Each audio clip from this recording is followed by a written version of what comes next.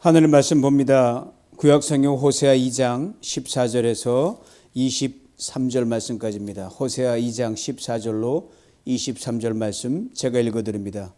그러므로 보라, 내가 그를 타일러 거친 들로 데리고 가서 말로 위로하고 거기서 비로소 그의 포도원을 그에게 주고 아골 골짜기로 소망의 문을 삼아 주리니 그가 거기서 응대하기를 어렸을 때와 애굽 땅에서 올라오던 날과 같이 하리라. 여호와께서 이르시되 그날에 내가 나를 내 남편이라 일컫고 다시는 내 바알이라 일컫지 아니하리라. 내가 바알들의 이름을 그 입에서 제거하여 다시는 그 이름을 기억하여 부르는 일이 없게 하리라. 그날에는 내가 그들을 위하여 들짐승과 공중의 새와 땅의 곤충과 더불어 언약을 맺으며 또 이 땅에서 활과 칼을 꺾어 전쟁을 없이 하고 그들로 평안히 눕게 하리라. 내가 내게 장가들어 영원히 살되 공의와 정의와 은총과 긍휼히 여김으로 내게 장가들며 진실함으로 내게 장가들리니 내가 여호와를 알리라. 여호와께서 이르시되 그날에 내가 응답하리라. 나는 하늘에 응답하고 하늘은 땅에 응답하고 땅은 곡식과 포도주와 기름에 응답하고 또 이것들은 이스라엘에 응답하리라. 내가 나를 위하여 그를 이 땅에 심고 긍휼히 여김을 받지 못하였던 자를 긍휼히 여기며 내 백성 아니었던 자에게 향하여 이르기를 너는 내 백성이라 하리니 그들은 이르기를 주는 내 하나님이시라 하리라 하시니라. 아멘. 아골 소망의 문이 열리는 곳, 이런 제목으로 함께 이 밤에 은혜를 나누길 소망합니다. 지금 캘리포니아뿐만 아니라 미국 세계가 지금 폭염으로 정말 들끓고 있는 실정입니다. 우리 보라능 집사님 말씀대로 우리 인간의 탐욕과 인간의 자연을 다스리지 못한 것에 대한 결과물도 그 이유로가 할 수 있겠습니다. 우리 하나님은 질투하신 하나님이라 신명기 4장에 분명히 말씀하시고 계십니다. 어떤 신학자는 하나님은 그의 백성들을 다스리는데 하나님의 뜨거운 열기로 다스린다, 그런 말씀한 적이 있습니다. 질투하면 뜨거운 열이 생각나죠? 하나님 지은 온 지구촌을 덮는 그 열기보다도 뜨거운 열기로 우리를 질투하십니다. 왜? 하나님은 신중이신 하나밖에 없시기 때문에 자기 백성들이 하나님을 떠나 딴 길로 가는 것은 결코 용납하지 않아서 그건 견딜 수 없습니다. 그래서 어찌하든지 간에 아무리 멀리 갔더라도 하나님을 떠난 백성들을 돌려서 세우는, 하나님은 양보하지 않는 질투하신 하나님이기 때문에 그렇습니다. 이걸 잘 드러내 보여주는 게 호세아 선지자의 글입니다. 오늘 본문이 들어있는 호세아 2장의 구절은 양과의식으로 되어 있습니다. 앞부분과 뒷부분은 소망과 회복을 담고 있고요.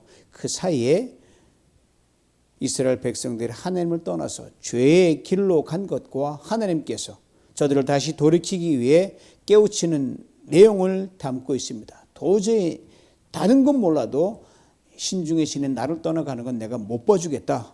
하나님의 질투가 장렬한 태양처럼 빛납니다. 그들을 잡아 끕니다.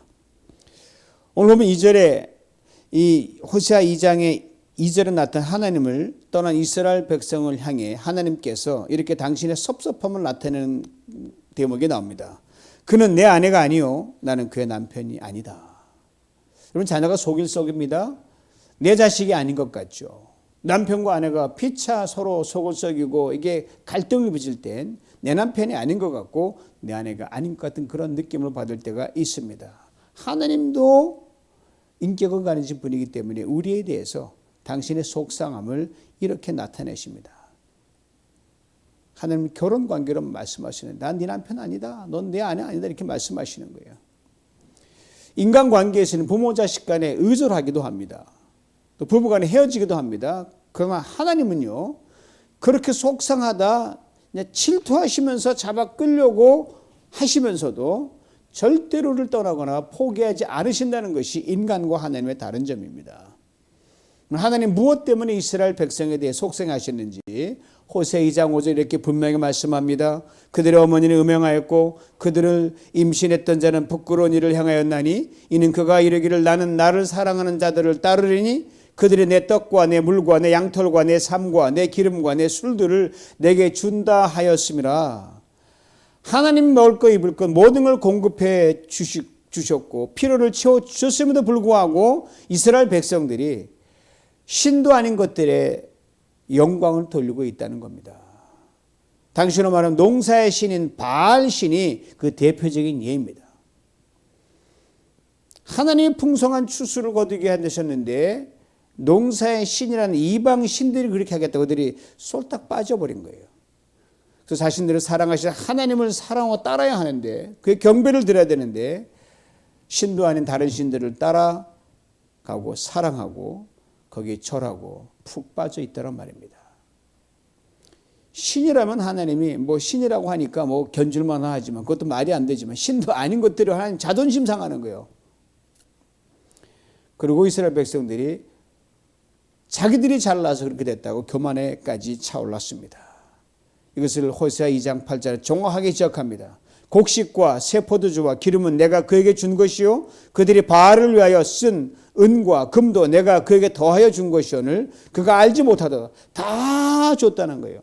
바알을 위해 말단 신에게 바친 신전에 바친 그 은과 금도 이놈들아 내 걸로 한 거 아니냐 이렇게 말씀하시는 거예요. 하나님이 주신 모든 걸 가지고 엉뚱한 상을 만들고 우상을 만들어서 하나님의 기분을 보통 상한 게 아니에요. 그냥 사치를 위해 집을 더 꾸미고 치부하기 위해 은과 금을 쌓는다. 그래서만 덜 속상하셔가지고 이놈이 욕심이 있으니까 더 가지려고 한다. 이해한다 하죠. 그것도 잘못됐지만 이거는 말도 안 되지 한 거니까. 하나님이 결코 여기 양보하지 않고 화가 그냥 뜨거운 열기로 하나님 질투를 바라셨어요. 여러분 잘 아시는 십계명 제1계명이 뭐가 되어 있습니까? 너는 나 외에는 다른 신을 내게 있게 말라 했거든요. 세상의 신은 오직 하나님 한 분뿐이다. 다른 신은 존재하지 않죠. 유일한 신 하나님입니다. 다른 모든 신들은 인간이 자기를 위해서 만들어낸 man-made 아이들이거든요. 분명히 이 말씀이 맞는 말씀이거든요. 신이나 하나니까 나만 경배하라. 마땅한 말씀인데 이 말씀하지 않아도 돼야 되는데 하도 그러니까 하나님 아예 조항을 달았어요. 나 외에는 다른 신들을 두지 마라. 인간이 얼마나 무지하고 어리석은가를 성경의 한 사건이 우리에게 잘 보여주고 있습니다. 바로 광야에서 있었던 금송아지 사건이 바로 그거예요. 그럼 이스라엘 백성의 광야를 쭉 가서 시내산이라는 큰 산에 도착해서 하나님부터 십계명을 받게 됩니다. 그리고 십계명 받으러 올라간 모세가 좀 더디 내려오는다는 그 사실 하나 때문에 이스라엘 백성 못 참고 그 아래서 금으로 금송아지를 만들었어요. 금송아지 원래 그런 사람들이니까 꼭 만들려니 거기서 멈췄으면 얼마나 좋았겠습니까? 근데 금송아지를 만들어 놓고 이 사람들이 어떻게 했냐면요. 다음과도 황당한 말들을 내뱉었어요. 거기에 모세의 형 아론이 한패가 됐다는 거 아닙니까? 출애굽기 32장 4절이에요. 아론이 그들의 손에서 금고리를 받아 부어서 조각칼로 새겨 송아지 형상을 만드니 그들이 말하되 이스라엘아 이는 너희를 애굽 땅에서 인도해낸 너희의 신이로다. 저는 아무리 몇 번 읽고 수십 번 읽고 아무리 들여다봐도 이게 미친 짓이에요. 아무리 이건 이럴 수가 없는데 보통 황당한 사람들이 아니에요. 정신병동의 한 환자에 대한 얽힌 유머가 생각나게 하는 그냥 정말 황당한 일이에요. 여러분 정신병원에 갇혀 있던 한 환자가 칫솔을 꺼내달라고 이렇게 쫙 가잖아요. 들어보시고 그 가면서 그 칫솔을 가지고 개로 여기면서 개야 메리야 날 쫓아와 이렇게 하는 거예요. 주변 사람들 보니까 정말 정신 걸린 소리거든요. 야 이거 칫솔이지 그게 무슨 개냐 개가 아니라고. 정신과 잠시 멈춰서 가지고 그런가 표정을 지으면서 계속 길을 가면서 아무도 없는 걸 보고 하는 말이 이렇게 말을 하더라는 거예요. 메리야 제 개를 보고 하는 말이죠. 저 사람들이 너더러 칫솔이래. 개인 줄도 모르고 우리가 참 잘 속였지 그렇지? 도저히 믿기 어렵지만 우리 사람들이 이처럼 무지할 때가 있다는 거예요. 하나님을 진정 사랑하고 섬기지 못합니다. 하나님 주신 것들을 자기들을 위해 열고 있는 것을 가지고 무언가를 만들어서 이게 하나님이다. 그렇게 말하는 거예요. 정신병자가 칫솔을 가지고 개라고 부르는 것처럼 그게 지금 성경에 뻗어서 기록되어 있거든요. 하나님 모르는 사람들이 그렇다면 몰라서 그렇다 소리 들을 수 있습니다. 정신병자는 정신이 온전치 못하니까 그렇다고 할 수 있습니다. 그런데 하나님 아는 이 백성들 말짱한 정신으로 그렇게 한 겁니다. 제가 보다 이거는 아무리 읽어도 이해하려고 이해 못하는 사건 중에 하나가 이거예요. 저 같으면 싹 버리고 새로운 민족으로 저는 다시 만들었을 것 같아요. 근데 우리 하나님 속도 없으신 것 같아요.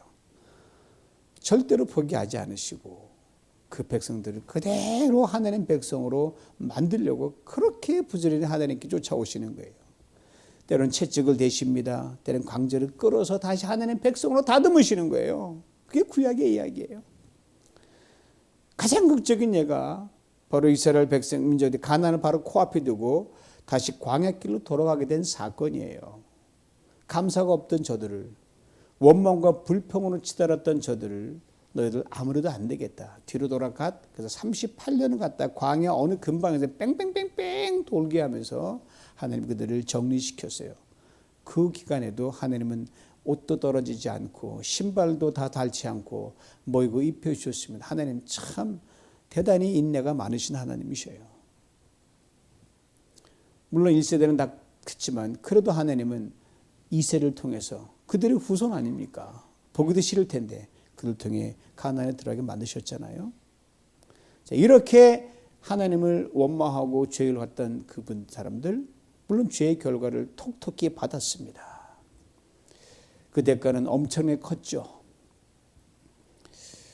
이스라엘 백성들을 참 하나님의 백성 다시 돌이키시기 위해서 광야길로 몰아넣으신 것처럼 여러분과 저를 더 나은 성도와 그리스도 만들기 위해 하나님께서는 시시때때로 우리를 하여금 거친 광야길을 가게 하십니다. 요즘 코로나라는 이 거친 광야길 아직도 안 끝난 진행형으로 되어 있잖아요. 그러면서 더 애되어가지고 전쟁이 우리를 갖다가 번거롭게 만들고 총기 사건이 나고 경제 광풍이 불고 여전히 안 끝났거든요. 아직도 우리로 하여금 하나님께서 티칭 하시려고 하는 게 많다는 거예요. 정신을 아직도 못 차리는 것 같아요. 오늘 본문 14절 15절 말씀이 이것을 아주 분명하게 증거해 줍니다. 그러므로 보라 내가 그를 타일러 거친 들로 데리고 가서 말로 위로하고 거기서 비로소 그의 포도원을 그에게 주고 아골 골짜기로 소망의 문을 삼아 주리니 그 거기서 응대하기를 어렸을 때와 애굽 땅에서 올라오던 날과 같이 하리라. 타일러 말은 잘 알아듣도록 깨우치고 일깨워주고 가르친다는 말이 타일러란 말입니다. 옛날 성경에는 계유 바꿔서 돌려놓는다는 말인데 그 다음에 거친 들로 데리고 가서라고 했습니다. 즉 거친 인생의 광야로 하나님 몰아가신다는 거예요.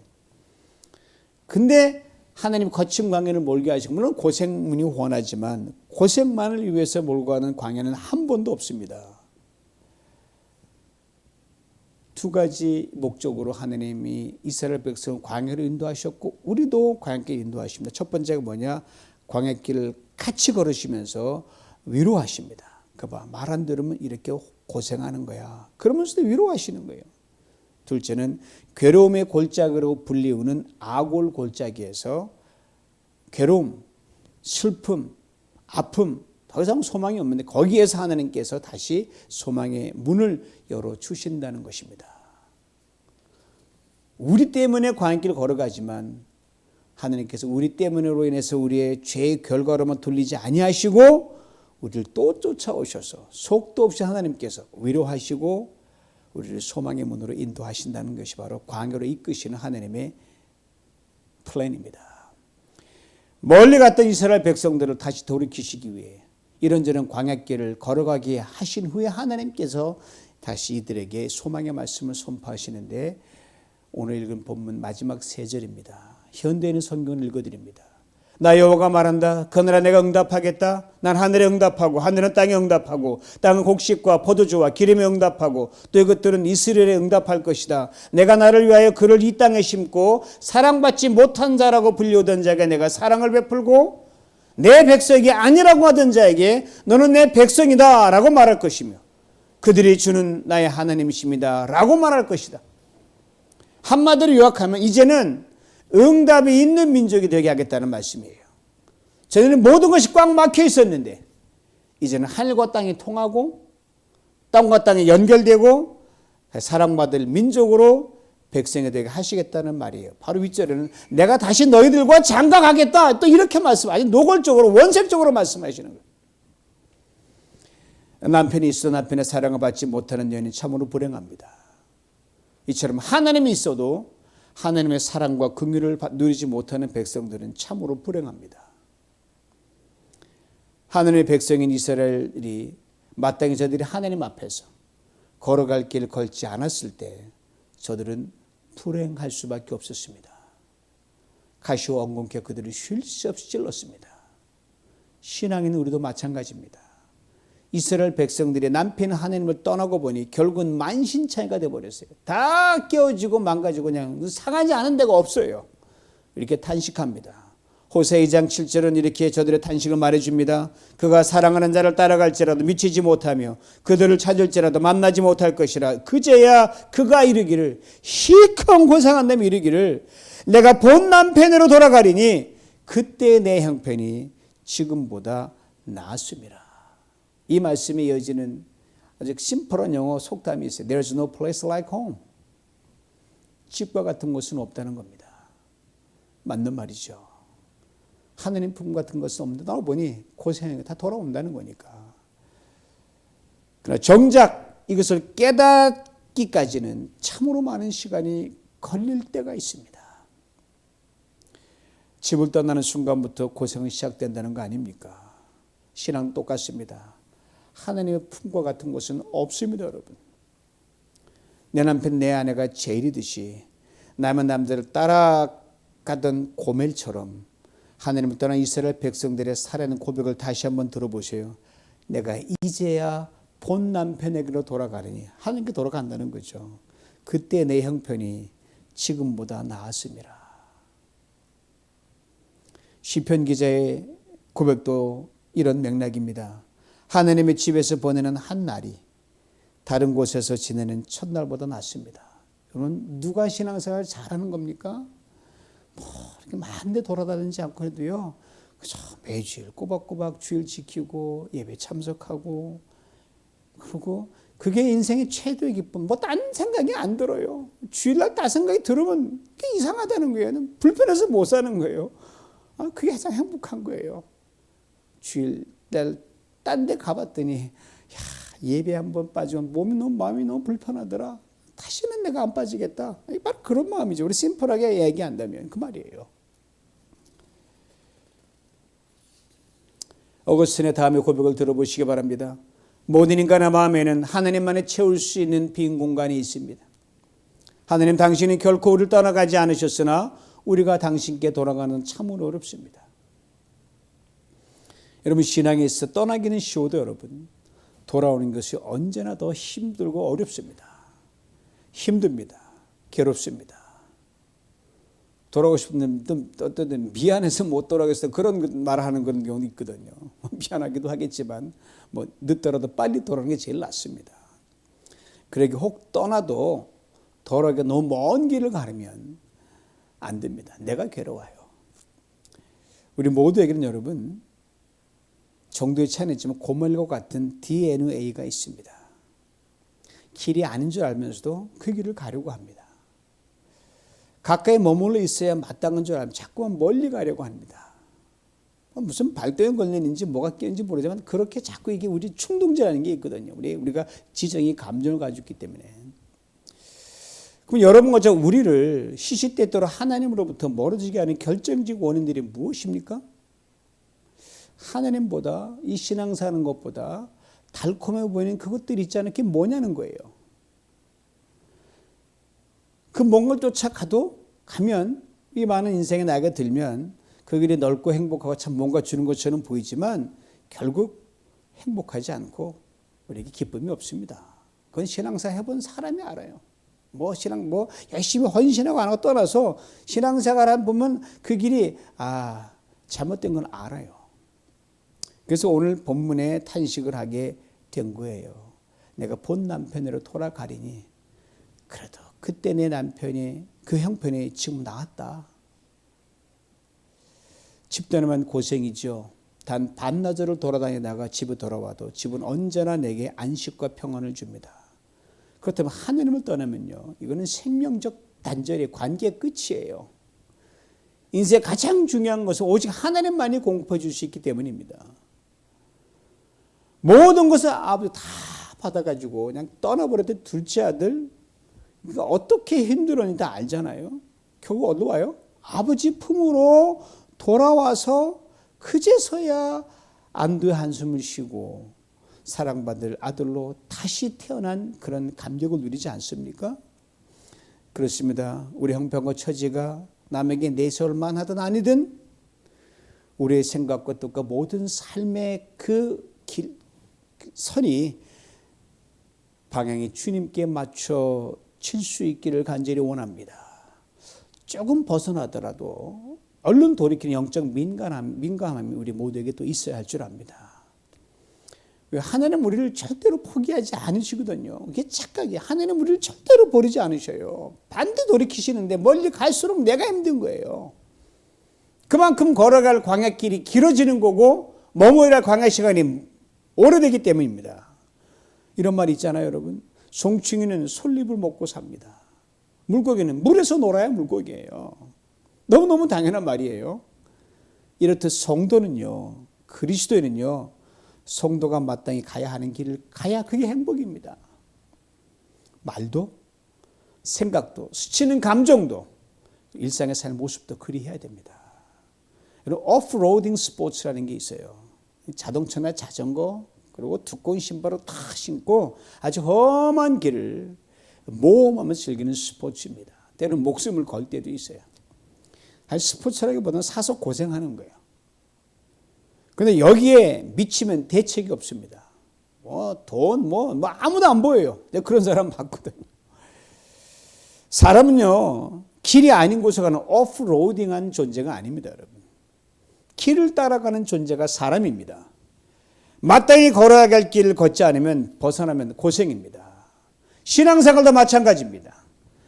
날씨도 무더운 요즘 아닙니까? 혹 이런 생각 하신 적은 없으세요? 딱히 뭐 힘든 일 하지도 않는데 왜 내가 이렇게 피곤하지 요사이? 에어컨도 빵빵 돌아가는데 내 삶이 왜 이리도 기쁨이 없는 거지? 내 인생 왜 이리도 되는 게 없는 거야? 등등등. 마땅히 걸어야 할 신앙인의 길을 벗어난 징후들이라 볼 수 있습니다. 기본적인 점검사항들이 있어요. 내가 귀를 기울여 즐겨 듣는 것이 무엇인지 한번 진지하게 점검해 봐야 됩니다. 내가 눈을 떠서 즐겨 보는 것이 무엇인지 점검해 보시기 바랍니다. 내가 입을 열어 즐겨 하는 말들이 무엇인지도 점검해 볼 필요가 있습니다. 내가 발을 움직여 즐겁게 돌아다니는 그곳들이 어딘지도 점검해 볼 필요가 있습니다. 내가 어울려지는 사람들이 누구인지도 살펴볼 필요가 있습니다. 그리고 꼭 이렇게 스스로에게 항상 물어보셔야 됩니다. 주님이 원하시는 것을 내가 과연 듣고 있는가, 보고 있는가, 말하고 가고 어울리고 있는가? 아주 심플해요. 이거면 웬만하면 다 점검 리스트로 갈 수 있습니다. 그렇지 않다면 지금 궤도를 이탈해 있다는 것이고요. 거친 광야를 걷고 있다는 겁니다. 그래서 더 힘이 든 겁니다. 그래도 고생하는 거예요. 그래서 기쁨이 없는 거예요. 이유 다 있습니다. 그래서 이상하게도 유독 되는 일이 없는 겁니다. 어떻게든 돌파구를 마련해 보려고 발버둥 치고 애쓰고 힘쓰기 전에 여러분, 기도의 무릎을 꿇고 잠잠히 하나님께 들려주시는 음성에 귀를 기울여야 할 때입니다. 가장 우선해야 돼요.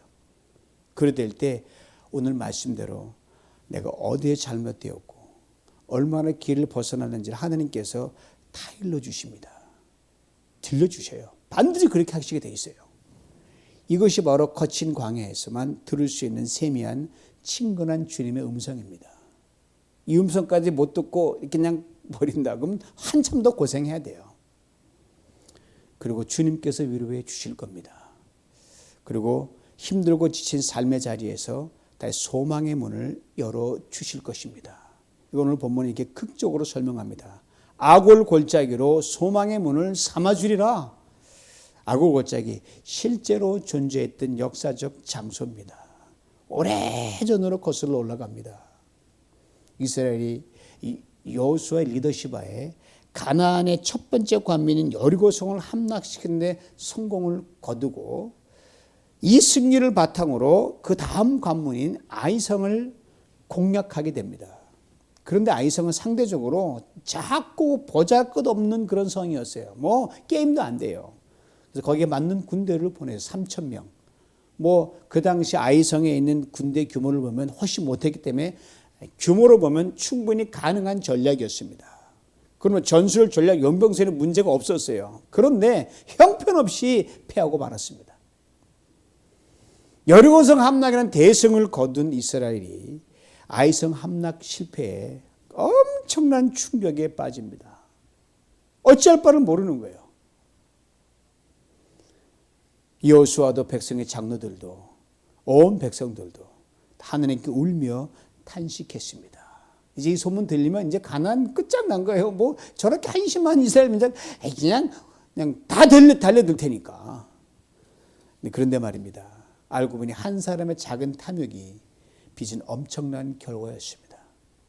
아간이란 사람이 전리품에 눈이 멀어가지고 그걸 훔쳐서 자기 장막에 감추어둔 것이 원인이었습니다. 결국 아간을 벌하고 거기에 가문을 이스라엘 공동체에서 제함으로 하느님께서 이들의 잘못과 죄를 사해 주시고 그제서야 아이성 함락에 성공하고 그 다음 단계로 갈 수가 있었습니다. 그때 여러분 아간을 끌고 가서 그를 처형했던 장소가 바로 아골 골짜기입니다. 아골 무슨 뜻이냐면 근심과 슬픔과 고통이란 뜻입니다. 거기서 뭔가 좋은 일이 나올 수 없는 거예요. 하나님의 뜻을 거슬려서 작은 탐심으로 전리품을 취해서 이스라엘 전체에게 근심과 슬픔과 고통을 안겨주었던 아간은 오가는 세대의 신앙인들 속에 은밀히 자리 잡고 있는 탐욕에 대한 대명사가 되었습니다. 하나님은 하나님께 대하지 않는 신앙인들의 자기 기만과 경박스러움에 대한 대명사가 바로 아간입니다.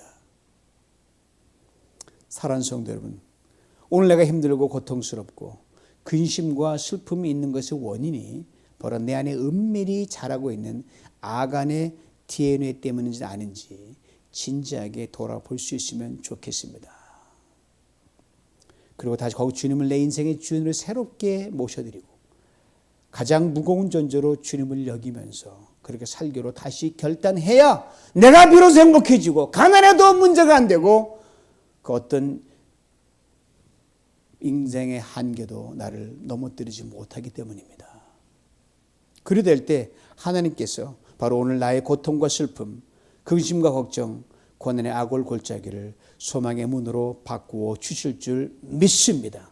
바꾸어 주신다고 약속하셨거든요. 그리고 너는 내 사랑하는 아들이다, 딸이다 음성을 들려주시면서 하나님께서 여러분과 저 인생의 새로운 응답으로 함께 하실 줄 믿습니다. 전에 맛보지 못했던 사랑과 긍휼로 우리를 다시 맞아주실 겁니다. 그리고 새 포도원을 선물로 주실 줄 믿습니다. 나아가 우리가 자원해서 오늘 세상과 교회의 기득권들의 탐욕이 얼마나 기승을 부리고 있습니까? 그들이 만들어 놓은 고통과 슬픔, 아픔의 아골 골짜기를 우리가 비난할 것이 아니라 그거에 들어가가지고 우리가 하나님의 백성으로 올바로 살아갈 때 하나님의 소망의 문은 상상할 수 없는 능력과 구원과 생명의 문으로 활짝 열려 우리 한 사람 때문에 세상을 밝혀주는 은혜가 있게 될 줄 믿습니다. 바로 이 아골에는 오늘의 고통과 탄식의 골짜기에서 소망의 문으로 들어가는 주인공들이 다 될 수 있기를 주님의 이름으로 축원합니다. 하나님 아버지 감사합니다. 주께서 우리를 사랑하시되 주께 사랑하시고 우리가 아무리 하나님 멀어졌더라도 우리를 버리지 않으시고 끝까지 오셔서 우리를 챙기시고 돌이키신 하나님의 그 넓은 사랑에 감사를 드립니다. 우리 아버지 하나님, 오늘 우리가 당하는 고통은 우리 속에 아간의 탐욕이 있기 때문에 돌아보게 하여 주시옵소서. 우리 아버지 하나님, 이 세상에 어렵고 아픈 것은 이 세상의 탐욕에 우리가 들어가서 그를 정화시킬 만한 우리에게 깨끗함과 성실함과 거룩함이 없기 때문을 또한 깨닫게 만들어 주시옵소서. 주 앞에 말씀에 섭니다. 우리 안에 있는 모든 탐욕과 모든 걸 내려놓고 주님 앞에 다시금 주님을 가장 묵직한 존재로 주님의 인생의 주여 다 새롭게 모셔드리고 새롭게 출발하기를 결단합니다. 오셔서 아버지 우리의 모든 고통과 이 모든 슬픔과 아픔, 이 악을 골짜기에서 주의 소망의 열린 걸음을 보게 만들어 주시고 소망의 문을 여는 믿음의 신실한 사람 되도록 축복하여 주시옵소서. 예수님의 이름으로 기도하옵나이다. 아멘.